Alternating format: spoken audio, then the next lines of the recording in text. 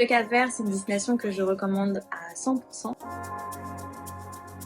Je m'appelle Clotilde et je suis de nationalité française. J'habite en France, à Nantes. Le mois dernier, au Maroc, j'ai visité la ville de Chefchaouen, le Cap-Vert et la Côte d'Ivoire.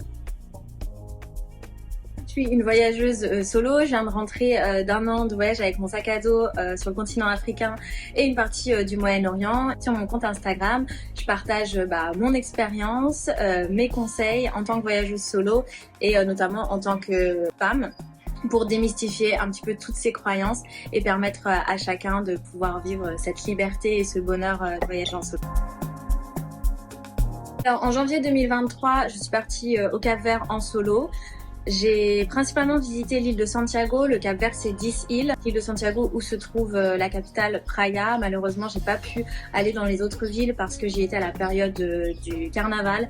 Et c'est une période où les vols et les bateaux sont totalement complets. Donc j'ai pas pu aller sur les autres îles.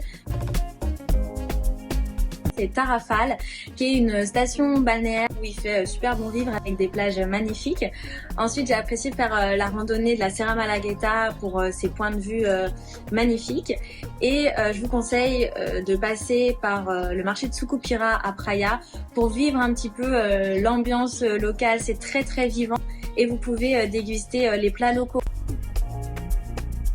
Réservez vos vols interîles à l'avance, ne faites pas comme moi qui les a pris sur place et du coup on n'a pas trouvé. Vous pouvez aller via le site Bestfly et vous trouverez tout ce qu'il vous faut entre les îles. Je vous conseille aussi de prendre les transports locaux, le réseau est assez développé et très confortable. Si vous êtes sur Praia, je vous conseille de loger le quartier de Terra Branca, qui est un quartier vivant, très sécurisé, où vous avez toutes les commodités à côté et proche du centre-ville. Le Cap-Vert, c'est une destination qui est tout à fait sécurisée pour une voyageuse solo. Je ne me suis jamais sentie en insécurité là-bas parce qu'il n'y a pas plus de crainte à être au Cap-Vert qu'à être en France.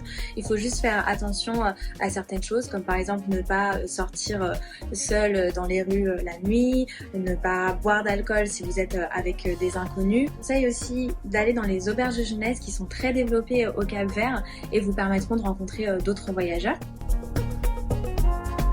Dans ma valise, je mets un maillot de bain, il y a l'eau partout. Je mets aussi des chaussures de randonnée très montagneux, à la fois sur l'île de Santiago, mais il y a aussi les autres îles telles que Fogo et la serviette de plage, mais ça va avec le maillot de bain. Le Cap-Vert, c'est une destination que je recommande à 100% si vous souhaitez voyager en solo et en tant que femme.